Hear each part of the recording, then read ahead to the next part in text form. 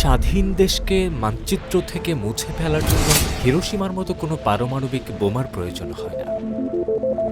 1971, a new nation is born. প্রয়োজন হয় না লাখ লাখ সৈন্যের বিশাল কোনো মহড়া।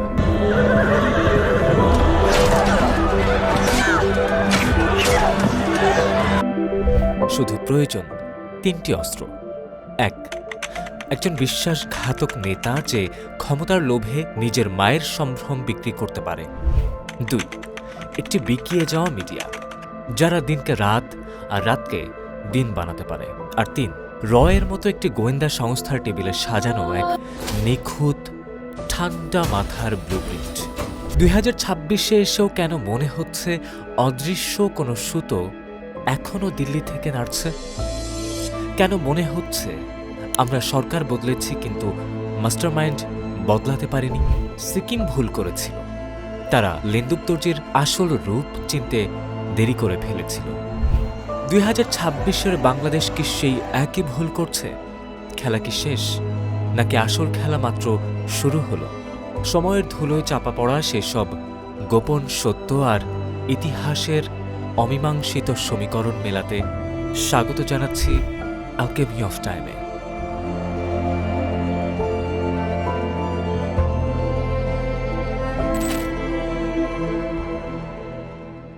সিকিমের সেই করুণ পরিণতির পেছনের কারণটা কি শুধু একজন লেন্দুকদর্জি ছিলেন, নাকি এর পেছনে ছিল আরও কোনো গভীর ভৌগোলিক স্বার্থ? এর উত্তর লুকিয়ে আছে ভারতের ম্যাপে। ভারতের উত্তর পূর্বাঞ্চলীয় 7টি রাজ্য বা 7 সিস্টার্স মূল ভারত থেকে প্রায় বিচ্ছিন্ন। মাঝখানে শুধু 22 কিলোমিটার চওড়া এক সরু রাস্তা, যাকে বলা হয় চিকেন স্নেক। ভারতের সামরিক বিশ্লেষকরা জানেন, যদি বাংলাদেশ কখনো চীন বা পাকিস্তানের মিত্র হয়, অথবা বাংলাদেশ যদি সত্যিকার অর্থে শক্তিশালী সামরিক শক্তির অধিকারী হয়, তবে যুদ্ধের সময় এই চিকেন স্নেক কেটে যাওয়া মাত্র কয়েক ঘন্টার ব্যাপার। আর তাহলে ভারত তার 7টি রাজ্যকে চিরতরে হারাবে। এই ভয় থেকে জন্ম নেয় ভারতের নেহেরু ডক্ট্রিন। নীতিটি পরিষ্কার: প্রতিবেশীকে দুর্বল রাখো, নিজের নিরাপত্তা নিশ্চিত করো। সিকিমকে দখল করা হয়েছিল চীনকে আটকানোর জন্য, আর বাংলাদেশকে দুর্বল রাখা প্রয়োজন 7 সিস্টার্সকে টিকিয়ে রাখার জন্য। এই সমীকরণ না বুঝলে আপনি 75 কিংবা 2024-এর রাজনীতি বুঝবেন না। এবার ফিরে যাই 1971 সালে। 1971, a new nation is born. আমাদের মুক্তিযুদ্ধের গৌরবোজ্জ্বল অধ্যায়ের আড়ালে একটি কালো অধ্যায়ও ছিল। মাওলানা হামিদ খান ভাসানী তার অগ্নিঝরা সাপ্তাহিক হক কথায় এবং রাজনীতিবিদ আলী আহাদ তার লেখনীতে স্পষ্ট ভাষায় জানিয়েছিলেন, প্রবাসী সরকারের অস্থায়ী রাষ্ট্রপতি সৈয়দ নজরুল ইসলামের সামনে ভারত একটি 7 দফা দাসত্ব চুক্তি উপস্থাপন করেছিল। সেই গোপন দলিলের যে সারাংশ পাওয়া যায় তা ছিল ভয়াবহ। 1, বাংলাদেশের নিজস্ব কোনো শক্তিশালী সেনাবাহিনী থাকবে না। 2, পররাষ্ট্রনীতি হবে ভারতের পরামর্শ অনুযায়ী। এবং 3, ভারতীয় বাহিনী অনির্দিষ্টকাল বাংলাদেশে অবস্থান করবে। যদিও শেখ মুজিবুর রহমানের কঠোর কূটনৈতিক চালে ভারত শেষমেশ সেনা প্রত্যাহার করতে বাধ্য হয়েছিল, কিন্তু প্রশ্ন থেকে যায়, শারীরিকভাবে সেনাবাহিনী ফিরলেও সেই চুক্তির স্পিরিট বা আত্মা মরে গিয়েছিল। বিশ্লেষকরা বলেন, না, স্বাধীনতার পরপরই যখন বাংলাদেশ সেনাবাহিনী গড়ে তোলার কথা, তখন কেন তৈরি করা হলো রক্ষী বাহিনী? ভারতীয় বাহিনীর আদলে ভারতীয় প্রশিক্ষণে তৈরি এই প্যারামিলিটারি ফোর্সের কাজ কি ছিল? অনেকেই মনে করেন রক্ষী বাহিনী ছিল সেই গোপন চুক্তিরই একটা অংশ, যার উদ্দেশ্য ছিল মূল সেনাবাহিনীকে দুর্বল করে এমন একটি বাহিনী তৈরি করা যা হবে ভারতের অনুগত। 1975-এ পট পরিবর্তনের কারণে সেই পরিকল্পনা সাময়িকভাবে ভেস্তে যায়।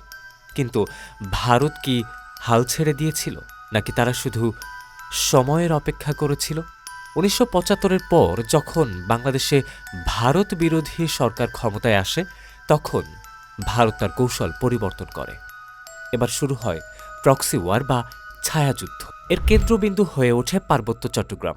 শান্তিবাহিনী নামের যে সশস্ত্র গোষ্ঠীটি 2 দশক ধরে বাংলাদেশের সেনাবাহিনীর রক্ত ঝরিয়েছে, তাদের অস্ত্র আর প্রশিক্ষণ আসত কোথা থেকে? ভারতীয় সাংবাদিক এবং নিরাপত্তা বিশ্লেষকদের লেখা থেকে জানা যায়, ত্রিপুরার গভীর জঙ্গলে ছিল শান্তি বাহিনীর সেফ হাউস এবং ট্রেনিং সেন্টার, আর রয়ের তত্ত্বাবধানে এদের লালন পালন করা হতো। কিন্তু কেন? উদ্দেশ্য ছিল দুটি। এক, বাংলাদেশ সেনাবাহিনীকে পার্বত্য চট্টগ্রামে ব্যস্ত রাখা, যাতে তারা ভারতের জন্য হুমকি না হতে পারে, এবং দুই, বাংলাদেশকে সবসময় অস্থিতিশীল রাখা, যাতে ঢাকার সরকার বাধ্য হয়ে দিল্লির পায়ে পড়ে। ১৯৯৭ সালে শান্তি চুক্তির নামে শান্তিবাহিনীর অনেক দাবি মেনে নেওয়া হয়, কিন্তু লক্ষ্য করুন আজও কি পাহাড় শান্ত হয়েছে, নাকি কৌশলে সেখানে একটি আলাদা বাফার জোন তৈরির কাজ চলছে? ২০০৯ সাল, শেখ হাসিনা ক্ষমতায় আসার মাত্র ২ মাসের মাথায় ঘটে বাংলাদেশের ইতিহাসের সবচেয়ে নৃশংস ঘটনা, পিলখানা হত্যাকাণ্ড। ৫৭ জন সেনা অফিসারকে হত্যা করা হল। যারা মারা গেলেন তাদের প্রোফাইল বিশ্লেষণ করলে দেখা যায় এরা ছিলেন সেনাবাহিনীর সবচেয়ে মেধাবী এবং দেশপ্রেমিক অফিসার, যারা বিডিআরকে একটি শক্তিশালী সীমান্তরক্ষী বাহিনী হিসেবে গড়ে তুলেছিলেন, যারা সীমান্তে ভারতের আগ্রাসনের বিরুদ্ধে ছিলেন আপোষহীন। এই হত্যাকাণ্ড কি নিছক বিডিআর জওয়ানদের ক্ষোভ ছিল, নাকি এটি ছিল সেনাবাহিনীকে চিরতরে দুর্বল করে দেওয়ার এক গভীর ষড়যন্ত্র? পিলখানা হত্যাকাণ্ডের পর বাংলাদেশ রাইফেলস বিডিআর নাম মুছে ফেলা হলো, লোগো পাল্টানো হলো এবং সীমান্তে বিজিবির অবস্থান ডিফেন্সিভ করা হলো। এর লাভ কার হলো? ফেলানি হত্যার মতো ঘটনাগুলো কি এরই ফল নয়? এবার আসি ইতিহাসের সেই কুখ্যাত খলনায়ক কাজী লেন্দুব দর্জির কথায়। কে ছিলেন তিনি?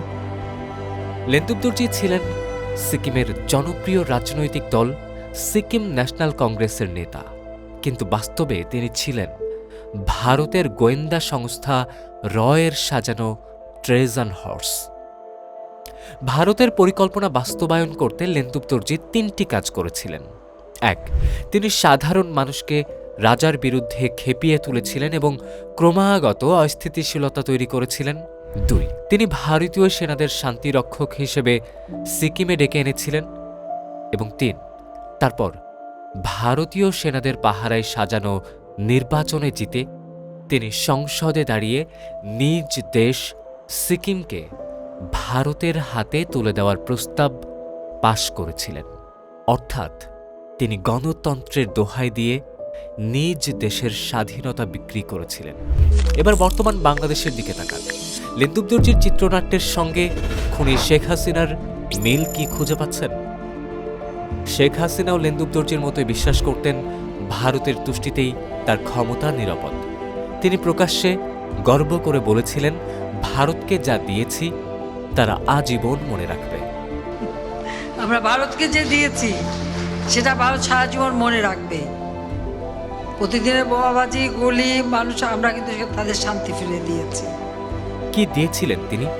ট্রানজিট করিডোর, মোংলা ও চট্টগ্রাম বন্দর এবং আদানির সেই অসম বিদ্যুৎ চুক্তি। লেন্দুব দর্জি যেমন সিকিমের রাজাকে সরিয়ে ভারতের নিয়ন্ত্রণ প্রতিষ্ঠা করেছিলেন, এবং খুনি শেখ হাসিনাও বিডিআর বিদ্রোহ এবং গুম খুনের মাধ্যমে দেশপ্রেমিক শক্তিকে সরিয়ে বাংলাদেশকে ভারতের অঘোষিত কলোনি বানাতে চেয়েছিলেন। পার্থক্য শুধু এটাই, লেন্দুব দর্জি সফল হয়ে সিকিমকে ভারতের রাজ্য বানিয়েছিলেন, আর খুনি শেখ হাসিনা বাংলাদেশকে আটকে ফেলতে চেয়েছিলেন সেই কুখ্যাত সার্বভৌমত্বের ফাঁদে। ভারত হাসিনাকে রক্ষা করছে বিশ্বমঞ্চে, আর হাসিনা বাংলাদেশকে রক্ষা করার বদলে ভারতের স্বার্থ রক্ষা করছে। এটা ছিল একটা পারফেক্ট গিভ অ্যান্ড টেক, কিন্তু বলি হয়েছে বাংলাদেশের ১৭ কোটি মানুষ। লেন্দুব দর্জি তার শেষ নিঃশ্বাস ত্যাগ করেছিলেন চরম অবহেলায়। যে দিল্লির জন্য তিনি নিজের দেশকে বিক্রি করেছিলেন, কাজ শেষে সেই দিল্লি তাকে আস্থা করে ছুড়ে ফেলেছিলেন। আজ ২০২৬-এ দাঁড়িয়েও খুনি শেখ হাসিনাও ইতিহাসের এক পরিত্যক্ত নাম। ইতিহাস কাউকে ক্ষমা করে না, ব্যবহার শেষে টিস্যু পেপারের মতোই ছুঁড়ে ফেলে। কিন্তু সাবধান, ব্যক্তি পাল্টেছে, কিন্তু ব্লুপ্রিন্ট। ২৪-এর গণঅভ্যুত্থান হয়তো ভারতের সেই ছক সাময়িকভাবে তছনছ করে দিয়েছিল, কিন্তু গত ১৫ বছর ধরে প্রশাসন, মিডিয়া এবং কালচারের ডিএনএতে যে দাসত্বের ভাইরাস ঢুকিয়ে দেওয়া হয়েছে, তাকে এত সহজে মুছে ফেলা সম্ভব? গাছের ডাল কাটলে মরে না, শেকড় উপড়ে ফেলতে হয়, আর সেই শেকড় এখনও মাটির গভীরে সক্রিয়। 2026-এ বাংলাদেশ যদি বিজয়ের আনন্দে আত্মহারা হয়ে আবার সেই ঘুমের ঔষধ খেয়ে নেয়, তবে মানচিত্রে আমাদের রং বদলাতে সময় লাগবে না। উত্তরটা কোনো নেতার ভাষণে নেই, উত্তরটা আছে আপনার সজাগ দৃষ্টিতে। মনে রাখবেন, শত্রু যখন পিছু হাঁটে তখন সে আরও ভয়ঙ্কর হয়ে ফিরে আসে। চোখ খোলা রাখুন, কারণ মানচিত্র বদলানোর কলমটা এখনো থামেনি, খেলা এখনো শেষ হয়নি।